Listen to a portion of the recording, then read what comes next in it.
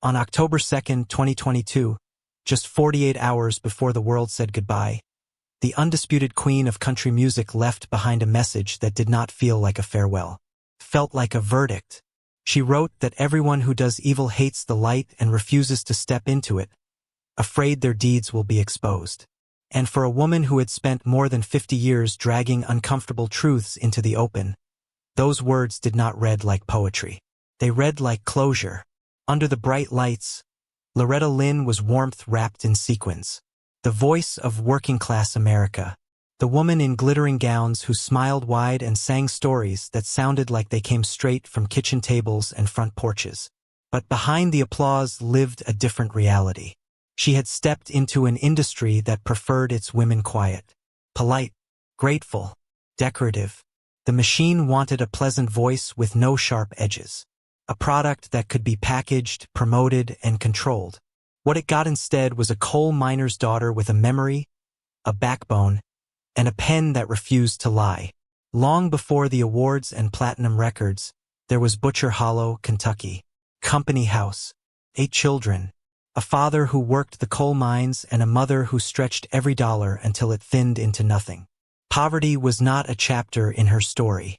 It was the opening scene. There was no glamorous contract waiting for her. No industry mentor scouting the hills of Appalachia. There was a $17 guitar. That cheap instrument would become a weapon. She learned chords between diaper changes, sang between cooking meals, mailed her first records to small radio stations herself, hoping someone somewhere would let the needle drop. I'm a honky-tonk girl did not explode overnight. Crawled its way into ears the hard way. And when it finally caught, it wasn't because she sounded polished. It was because she sounded real. By the mid-1960s and early 1970s, while America wrestled with cultural change, she stepped to the microphone and said the quiet parts out loud. She sang about birth control, about cheating husbands, about double standards, about the loneliness inside marriage. She was not a fantasy. She was a wife, a mother, a woman who had lived every lyric. When she released Don't Come Home a Drinkin', with Lovin' on Your Mind, she didn't just top the charts. She became the first woman in country music to earn a certified gold album. With You Ain't Woman Enough to Take My Man, she didn't just defend her marriage in song. She challenged a culture that expected women to compete for scraps of male loyalty. And when Coal Miner's Daughter arrived, the world finally understood where the steel in her voice came from. The song became a book. The book became a film. An Oscar followed. The little girl from Butcher Hollow had become a global symbol of American resilience. But fame is not freedom. The Nashville machine in those decades was relentless. Hundreds of shows a year. Endless tours. Album after album demanded on impossible timelines. Smile for the cameras. Sign here. Sing this. Be grateful. Behind the velvet curtain, exhaustion waited. Her vocal cords strained. Her body ached. There were nights when she sang through sickness because cancellation was not an option. To the executives in tailored suits, she was revenue. A dependable hitmaker who needed to stay in motion. At home, there was no sanctuary. Her marriage to Oliver Doolittle Lynn was fierce and fractured all at once. He bought her that first guitar. He pushed her toward the stage. He believed in her before the world did. He also battled alcoholism, infidelity, control. Love and turmoil lived under the same roof. Arguments echoed. Trust cracked. Instead of hiding the pain, she wrote it down. Every betrayal became a lyric. Every humiliation turned into a chorus that millions of women recognized instantly. Then came the loss that hollowed her. When she first arrived in Nashville, Patsy Cline took her under her wing. Protection, guidance, sisterhood in a male-dominated world. It was the safety she didn't know she needed. In 1963, a plane crash ended that friendship in an instant. Grief does not pause a tour schedule.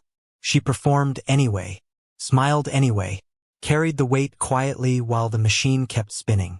As her lyrics grew bolder, the backlash grew louder.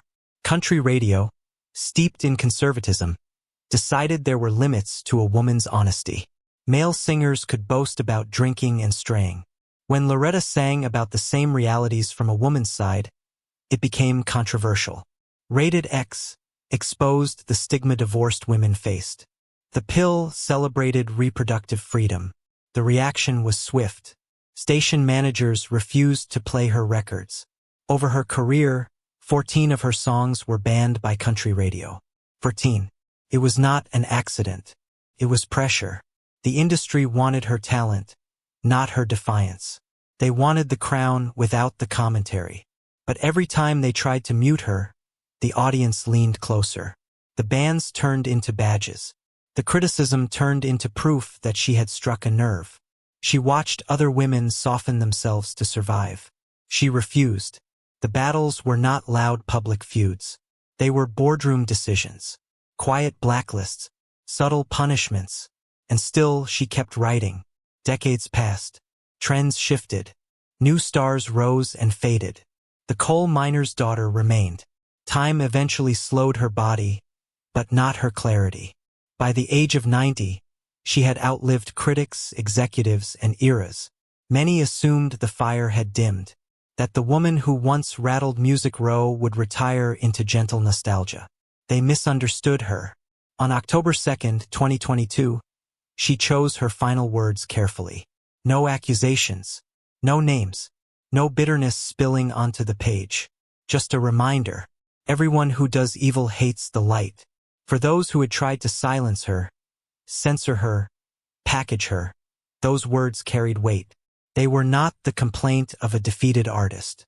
They were the calm statement of someone who knew exactly what she had survived. 48 hours later, she was gone. The industry responded with tributes. The public responded with reverence. But beneath the flowers and headlines, her message lingered like a mirror held up to a system that had never been entirely comfortable with fearless women. She did not let anyone else write her final chapter. From the poverty of Butcher Hollow to the heights of global stardom, she told her story on her terms.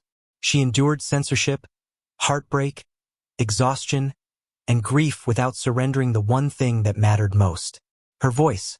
She never asked for permission to speak. She never begged for approval. She simply stepped into the light again and again, daring anyone to follow. The applause fades. The stage lights cool. The gowns are packed away. But the truth she sang about still breathes. And somewhere in the silence that follows her final note, her last message remains. Steady, unshaken, and impossible to ignore.